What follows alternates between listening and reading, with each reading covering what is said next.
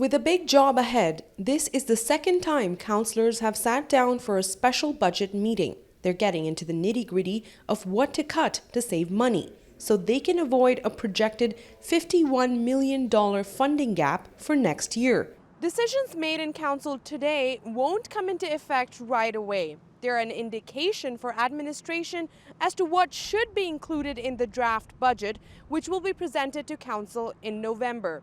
Then, council will debate it again and make final decisions. As for today, council voted in favor of increasing parking fees by 50 cents an hour.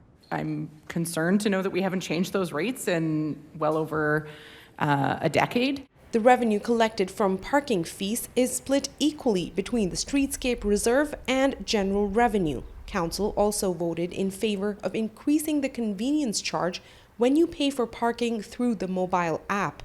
One councillor voted against it.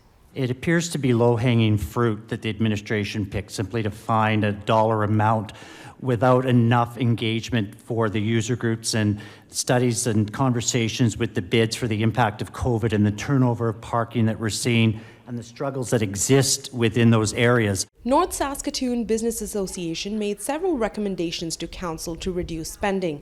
The major one is to reduce city staffing by 10%, chopping dozens of jobs. It also lobbied for a pause on construction of the downtown arena and the new library. The executive director says, in the past, their recommendations have fallen on deaf ears, and now the city can't catch up. You've stepped in it big time, and everyone is watching. None of those recommendations were approved. Instead, the city approved a motion to defer spending on inflationary impacts, which means they won't spend to keep up with inflation when they spend on services such as fire, snow removal, and transit. The money will be added back to the operational budget in 2026. Aishwarya Duda, CBC News, Saskatoon.